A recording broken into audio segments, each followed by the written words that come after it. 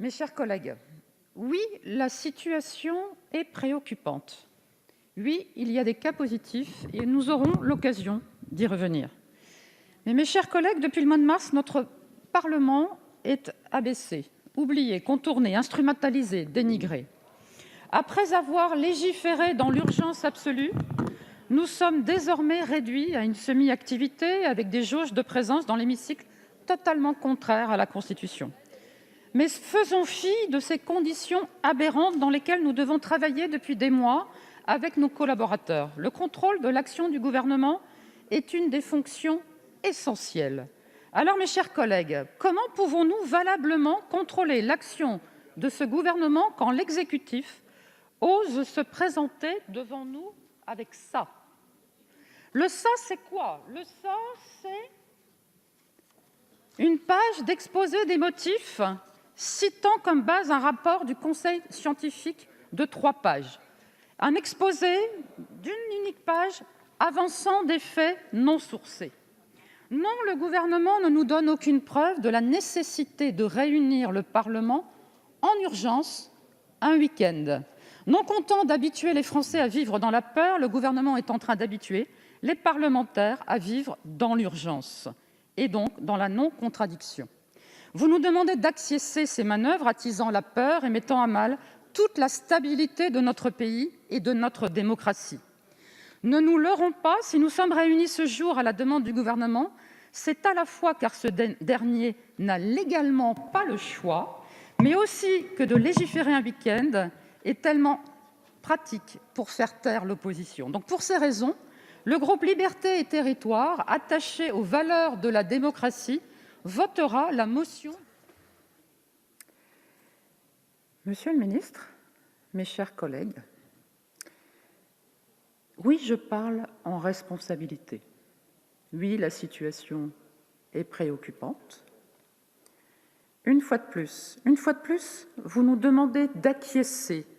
Vos manœuvres attisant la peur et mettant à mal la stabilité de notre pays et de notre démocratie. Mais au fond, la situation sanitaire est-elle si préoccupante? Jamais nous n'avons nié la détresse des personnes malades et de leurs proches. Et oui, je pense aussi à tous ces professionnels de santé qui sont en première ligne.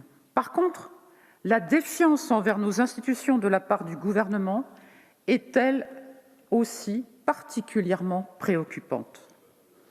Pourtant, le confinement mis en place le 17 mars 2020 a été déclaré sur la base d'aucun texte. Aucune base juridique n'existait alors pour enfermer les Français, mesure de restriction inédite des libertés qui reposait sur la seule peur du virus. Depuis ce mois de mars, notre Parlement est abaissé, oublié, contourné, instrumentalisé quand il n'est pas dénigré.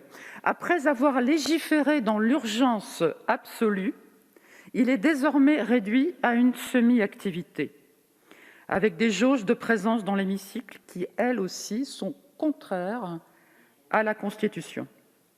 Ne nous leurrons pas, si nous sommes réunis ce jour à la demande du Gouvernement, c'est à la fois car ce dernier n'a légalement pas le choix, mais aussi que de légiférer un week-end, je le disais tout à l'heure, est vraiment pratique pour en fait avoir très peu de monde dans cet hémicycle et donc pour faire taire l'opposition.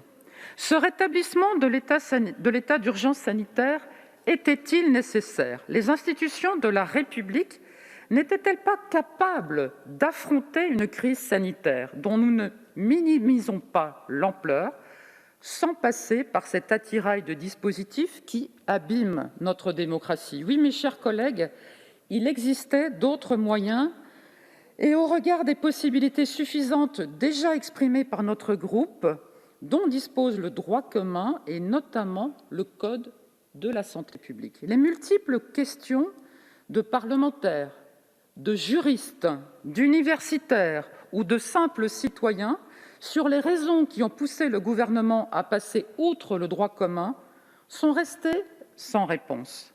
Le Président de la République, dans sa majesté jupitérienne, décide, le Gouvernement exécute, le Parlement et les élus locaux sont priés d'acquiescer. Mais rapidement, il ne faudrait quand même pas que nous puissions questionner la méthode ou pire, en comprendre le fond. Est-ce que je peux continuer, mes chers collègues? Oui, s'il vous plaît, la parole est à Madame politique Bonnet. du fait accompli a assez duré. Il n'est plus acceptable que les maires des grandes métropoles apprennent une demi-heure avant l'annonce publique de l'exécutif que leur collectivité vivra sous contrainte renforcée. Il n'est plus acceptable que l'annonce du rétablissement de l'état d'urgence sanitaire par l'exécutif ne soit pas suivie d'une véritable explication devant le Parlement. Il est vrai que le chemin pour trouver l'hémicycle aurait été long, n'est-ce pas? Il n'est plus possible que les citoyens soient soumis à des décisions contradictoires sur la base d'informations sanitaires et politiques insuffisamment explicitées, quand elles ne sont pas fausses. Non, un document de 3 pages et demie ne constitue pas une explication suffisante. Non, un exposé des motifs d'1 page n'est pas une explication suffisante. La loi que le Parlement a votée dans la précipitation en mars dernier, sous le coup de l'émotion du confinement décrété quelques jours avant, dans des conditions de travail totalement contraires à la Constitution face à un virus que nous ne connaissions que très peu, n'exempte pas le gouvernement de devoir rendre des comptes, encore moins quand il s'agit de donner des moyens à l'exécutif de bénéficier de pouvoirs si attentatoires aux libertés fondamentales.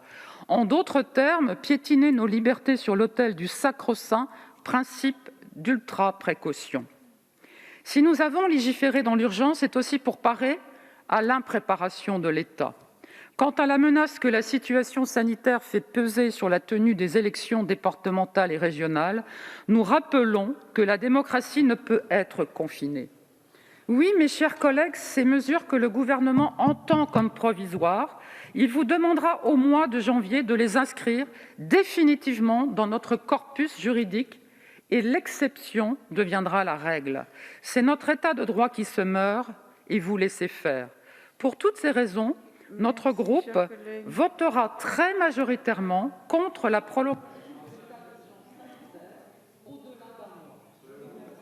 Merci.